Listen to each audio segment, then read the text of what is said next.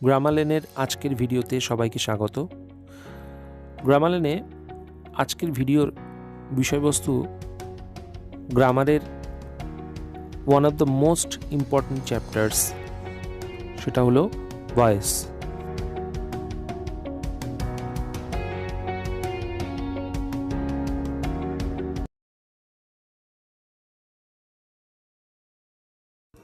ভয়েসের মূল আলোচনায় যাওয়ার আগে আমরা কিছু গ্রামাটিক্যাল টার্ম সম্পর্কে জেনে নেব, কারণ এগুলি ভয়েস সম্পর্কে আলোচনা করতে গেলে বা ভয়েস শিখতে গেলে আমাদের বারে বারেই এই টার্মগুলোর সম্মুখীন হতে হবে।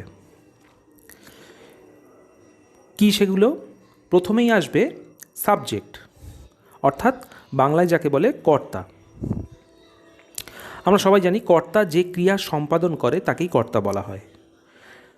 বাক্যে যে ভার্ব তাকে হু বা কে দিয়ে প্রশ্ন করলে যে উত্তর পাওয়া যায় সেটাই হলো subject. Example, I gave him a pen.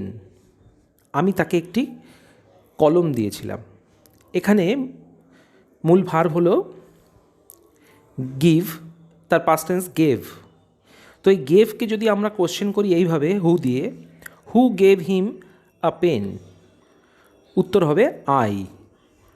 তাই আই হবে এই সেন্টেন্সের বা গেভ এই ভার্বের সাবজেক্ট। দ্বিতীয় যে টার্মটা আমরা শিখব সেটা হলো অবজেক্ট বা বাংলায় যাকে বলে কর্ম। কর্ম ভার্বকে হোয়াট বা হুম দিয়ে প্রশ্ন করলে যে উত্তর পাওয়া যাবে। হোয়াট মানে কি আর হুম মানে কাকে। কেন এক্ষেত্রে কেন দুরকমভাবে প্রশ্ন করতে হবে? কারণ কর্ম আবার দু রকমের। কর্ম, যে কর্ম কিছু কর্ম আছে যাদের প্রাণ নেই, অর্থাৎ বস্তুবাচক বা অপ্রাণীবাচক, সেগুলো হোয়াট দিয়ে প্রশ্ন করতে হবে। সেক্ষেত্রে যে উত্তরটা পাওয়া যাবে সেটা হবে ডাইরেক্ট অবজেক্ট। আর হুম দিয়ে প্রশ্ন করলে যে উত্তর পাওয়া যাবে সেটা হবে প্রাণীবাচক বা ব্যক্তিবাচক, এবং সেই অবজেক্টকে বলা হবে ইনডাইরেক্ট অবজেক্ট। উদাহরণ দিলে ব্যাপারটা স্পষ্ট হবে। I gave him a pen. আমি তাকে একটি কলম দিয়েছিলাম। এখানে ভার্ব গেভকে যদি আমরা হোয়াট দিয়ে প্রশ্ন করি, যেমন what did you give him, উত্তর হবে অর্থাৎ তাকে তুমি কি দিয়েছিলে, উত্তর হবে এ পেন। যেহেতু এ পেন একটি বস্তুবাচক অবজেক্ট, বস্তুবাচক শব্দ, তাই এটা হবে ডাইরেক্ট অবজেক্ট। হোয়ারএজ আমরা যদি কাকে দিয়ে প্রশ্ন করি, অর্থাৎ হুম, প্রশ্নটা তখন এরকম হবে, whom did you give a pen, কাকে তুমি একটি পেন দিয়েছিলে। তার আনসার হবে তাকে বা হিম। এই হিম যেহেতু একটি ব্যক্তিবাচক শব্দ, তাই এটা হবে ইনডাইরেক্ট অবজেক্ট। এরপরে দেখি আরও দুটো টার্ম যেটা ভয়েস চেঞ্জের জন্যে খুবই গুরুত্বপূর্ণ। সেটা হলো, একটা হলো ট্রানজিটিভ ভার্ব বা বাংলায় যাকে বলে সকর্মক ক্রিয়া, অর্থাৎ যে ক্রিয়ার কর্ম আছে তাকে বলা হয় সকর্মক ক্রিয়া। যেমন I gave him a pen, এইটা যে উদাহরণটা নিয়ে আমরা একটু আগে আলোচনা করলাম, এটা দুটো কর্ম রয়েছে, অর্থাৎ কর্ম রয়েছে, তাই এখানে গেভ এই ভার্বটা হলো ট্রানজিটিভ ভার্ব। আর যে ক্রিয়ার কর্ম থাকে না তাকে বলা হয় ইনট্রানজিটিভ ভার্ব বা অকর্মক ক্রিয়া। যেমন দে লিভড হ্যাপিলি, তারা সুখে বাস করেছিল। এখানে যদি লিভড এই ভার্বকে আমরা কি বা কাকে দিয়ে প্রশ্ন করি তাহলে কিন্তু উত্তর কোনো কিছু পাওয়া যাবে না, তাই এটা ইনট্রানজিটিভ ভার্ব। সাধারণত ভয়েস চেঞ্জ এই ট্রানজিটিভ ভার্বেরই হয়ে থাকে। বেসিক্যালি আমরা ভয়েস চেঞ্জ শিখি ট্রানজিটিভ ভার্বের ক্ষেত্রে, তবে ইনট্রানজিটিভ ভার্বেরও ভয়েস চেঞ্জ করা যায়। সেগুলো ব্যতিক্রমী কিছু নিয়ম রয়েছে, সেগুলোর আলোচনা আমরা পরে করব। এবারে আসছি ভয়েসের মূল আলোচনায়। প্রথমেই ভয়েসের সংজ্ঞা। ভয়েস হলো ক্রিয়ার বিশেষ প্রকাশভঙ্গি যার দ্বারা বোঝা যায় কর্তা নিজে কাজটি করবে না কর্তার দ্বারা কাজটি করা হবে। অর্থাৎ বাচনভঙ্গি থেকেই বাচ্য শব্দটির উৎপত্তি হয়েছে। কর্তা কিভাবে বলবে যে কর্তা সরাসরি নিজে কাজটি করেছে, নাকি ঘুরিয়ে বলবে যে কর্তার দ্বারা কাজটি হয়েছে। দুটো ব্যাপার একই, কিন্তু তার প্রকাশভঙ্গি বা বাচনভঙ্গিটা আলাদা। ইংরেজিতে ভয়েস 3 প্রকার: অ্যাক্টিভ ভয়েস বা কর্তৃবাচ্য, 2 নম্বর প্যাসিভ ভয়েস বা কর্মবাচ্য, আর 3 নম্বর কোয়াজি প্যাসিভ বা কর্মকর্তৃবাচ্য। এবারে অ্যাক্টিভ ভয়েসের সংজ্ঞা। বাক্যের ক্রিয়াপদটি যদি প্রকৃত কর্তার অনুগামী হয়, অর্থাৎ প্রকৃত কর্তার নাম্বার ও পার্সন অনুসারে গঠিত হয়, তাহলে সেই ক্রিয়াটির অ্যাক্টিভ ভয়েস হয়। অর্থাৎ প্রকৃত যে কর্তা সেই কিন্তু সাবজেক্ট হবে বাক্যে, এবং সেই তার নাম্বার এবং পার্সন অনুসারে মূল ভার্বটি গঠিত হবে। যেমন হি রাইটস এ লেটার, সে চিঠি লেখে। এখানে কাজটি করেছে কে? সে, এবং বাক্যের যে সাবজেক্ট পজিশনেও সেই রয়েছে, হি যেহেতু থার্ড পার্সন সিঙ্গুলার নাম্বার, তাই প্রেজেন্ট ইনডেফিনিট টেন্সে ভার্বের সঙ্গে এস বা ইএস যোগ হয়।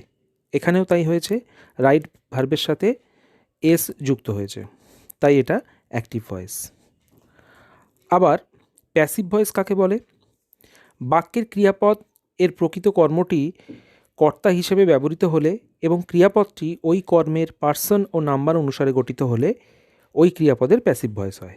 অর্থাৎ বাক্যের যে প্রকৃত কর্তা সে কিন্তু সাবজেক্ট পজিশনে থাকবে না, অর্থাৎ বাক্যের শুরুতে থাকবে না, সে থাকবে শেষে।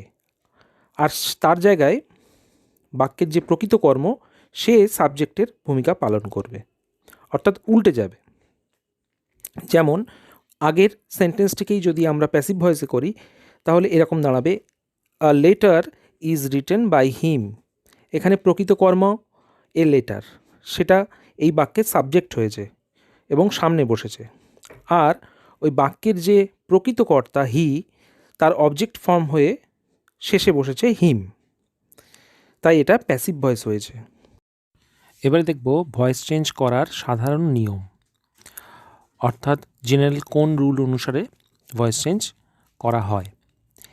এটা কিন্তু অ্যাসার্টিভ সেন্টেন্সের ক্ষেত্রেই আমরা শিখব, তার কারণ অন্যান্য যেসব সেন্টেন্স আছে যেমন ইন্টারোগেটিভ, ইম্পারেটিভ, তাদের ক্ষেত্রে একটু আলাদা। তবে জেনারেলি সাধারণত যে ভয়েস চেঞ্জ করা হয় তার নিয়মটা কিন্তু অ্যাসার্টিভ সেন্টেন্স অনুসারেই ঠিক করা হয়। কী হয়? প্রথমে অ্যাক্টিভের অবজেক্টটি প্যাসিভের সাবজেক্ট হয়। ওই অবজেক্টটি প্রোনাউন যদি সেটা প্রোনাউন হয়, তাহলে তার সাবজেক্টিভ ফর্ম করে বসাতে হবে।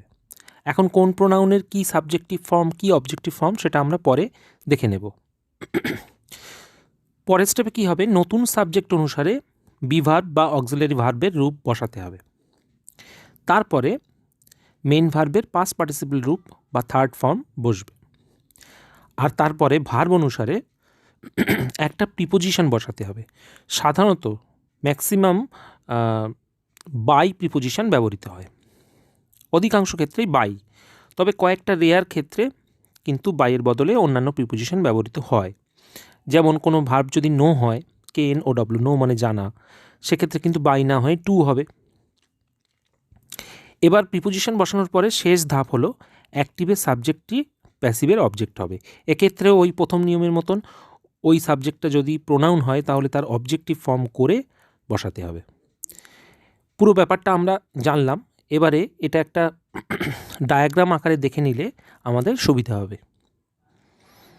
তাহলে দেখে নিই ডায়াগ্রাম আকারে অ্যাসার্টিভ অ্যাক্টিভ টু প্যাসিভ করার নিয়ম।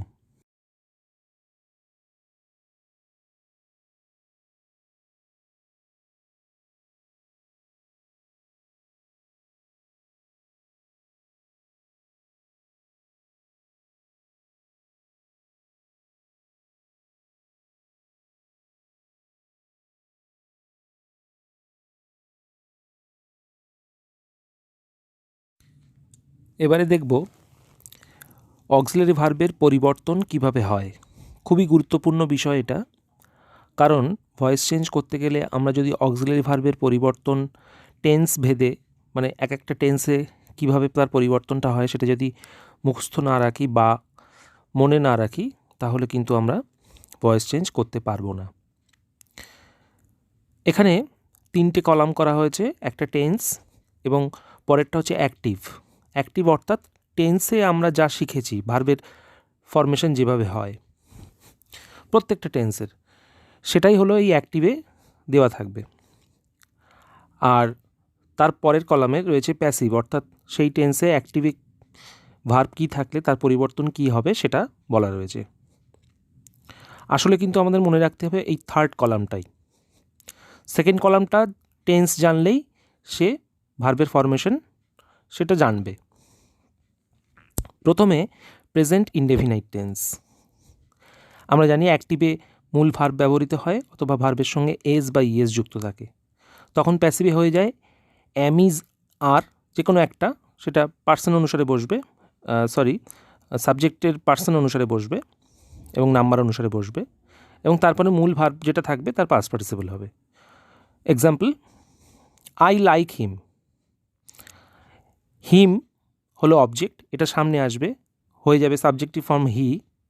লাইক যেহেতু এটা প্রেজেন্ট ইনডেফিনিট টেন্স, তাই এখানে হবে auxiliary verb is. Am, is, আরের মধ্যে এখানে হবে ইজ। লাইকের পাস্ট পার্টিসিপল লাইকড, তারপরে নিয়ম অনুসারে বাই, এবং অ্যাক্টিভের সাবজেক্ট হবে অবজেক্ট প্যাসিভের। আই এর অবজেক্ট ফর্ম হচ্ছে মি, তাহলে দাঁড়ালো he is liked by me. আরও একটা উদাহরণ রয়েছে, হি লাইকস মি। এটা ঠিক একই রকমভাবে হবে, দাঁড়াবে I am liked by him. এরপরের টেন্স হলো past indefinite tense.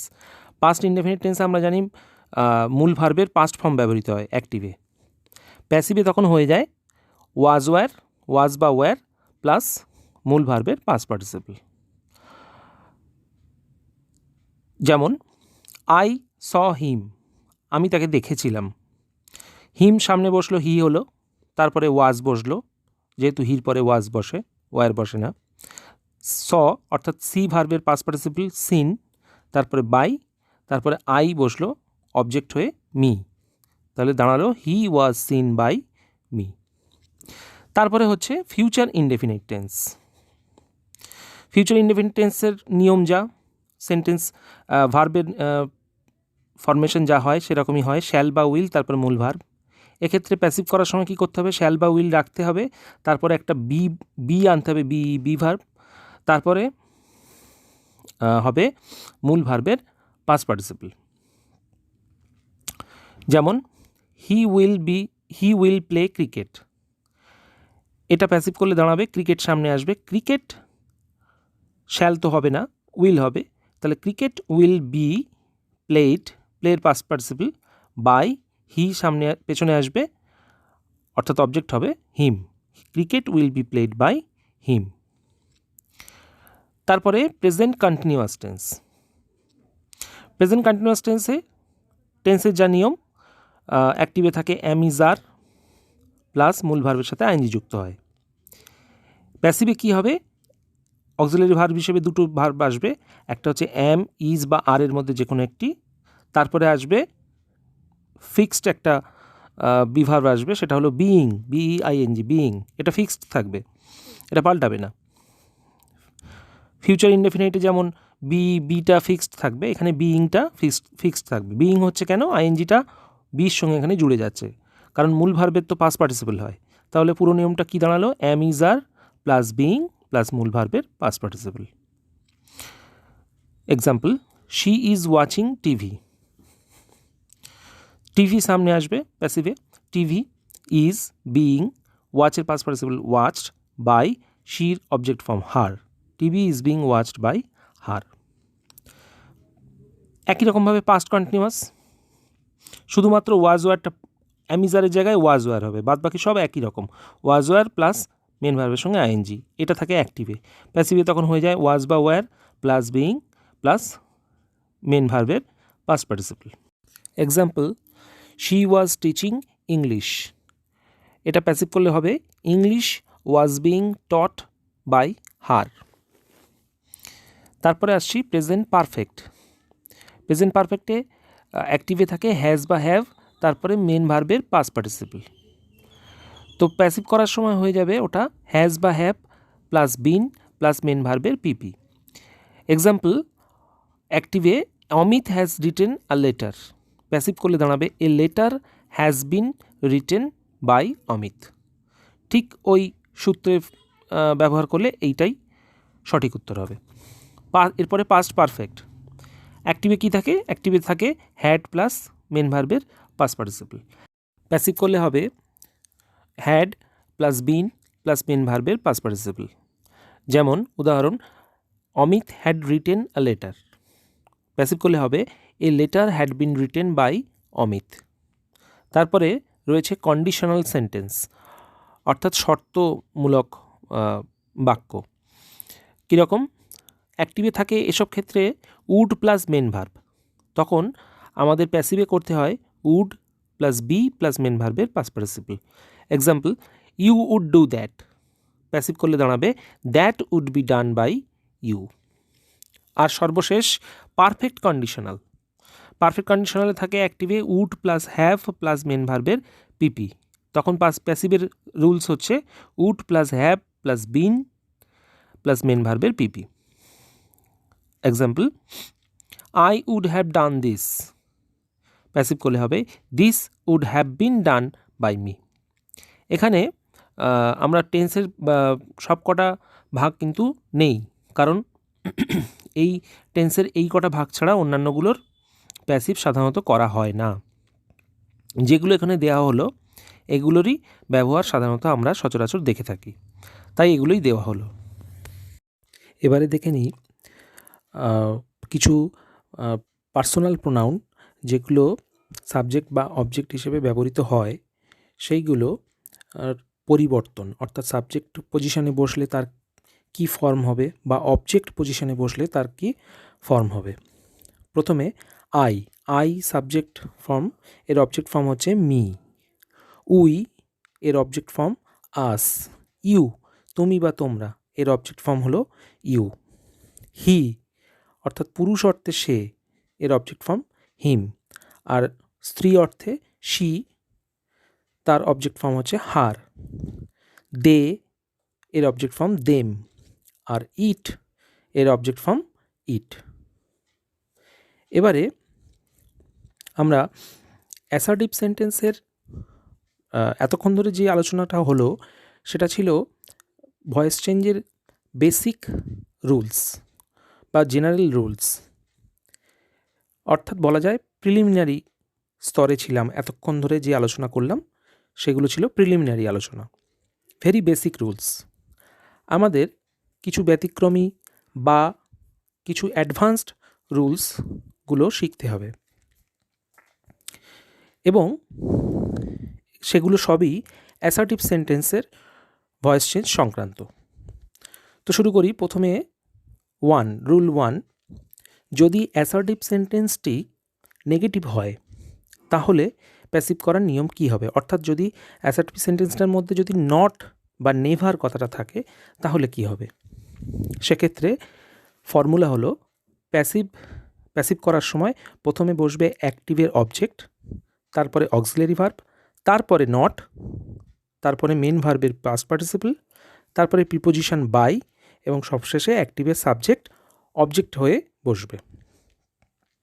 Example, he does not read history.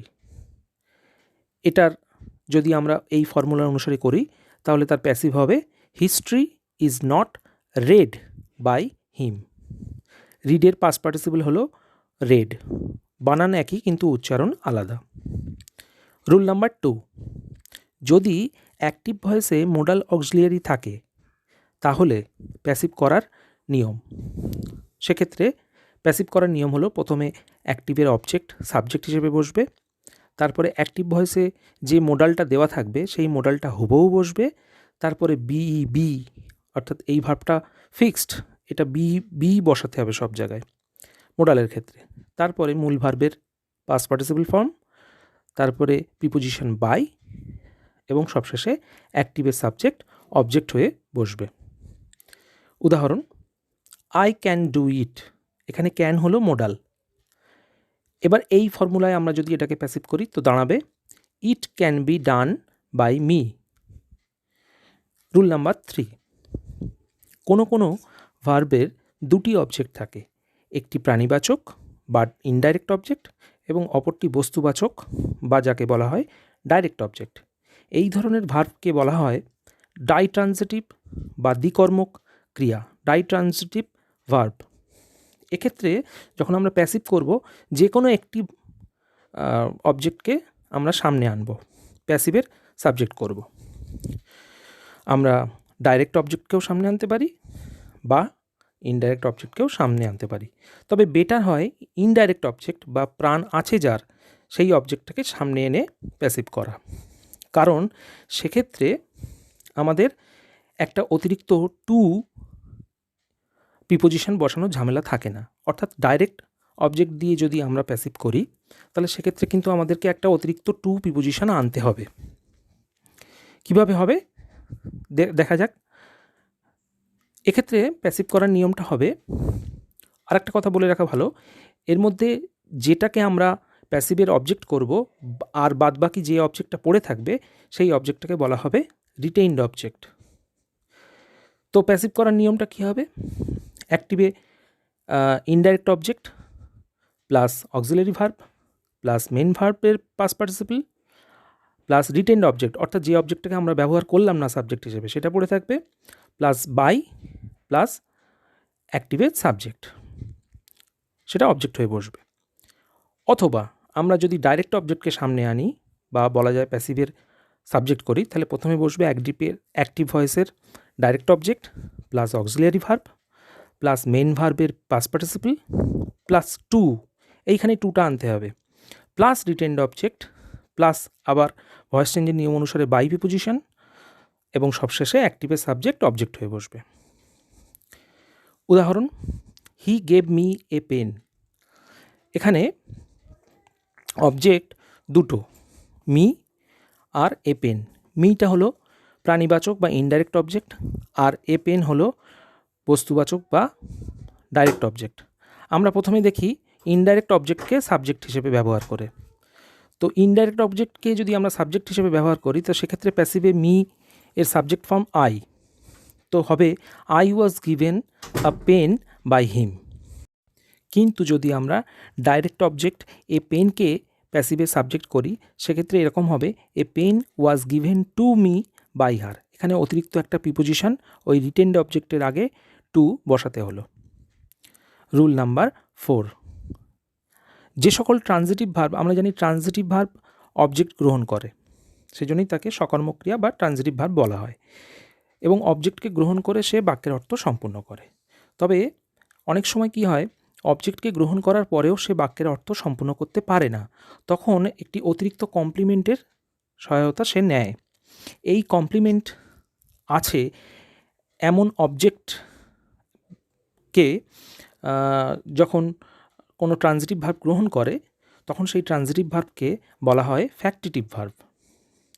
এই ফ্যাক্টিটিভ ভার্বের ক্ষেত্রে ভয়েস চেঞ্জ করার যে সূত্র সেটা হলো, এক্ষেত্রে সবসময় মনে রাখতে হবে দেখতে কমপ্লিমেন্ট এবং অবজেক্ট পাশাপাশি বসে, দেখতে কিন্তু দুটোকেই অবজেক্ট বলে মনে হতে পারে, তবে তারা কিন্তু অবজেক্ট নয়।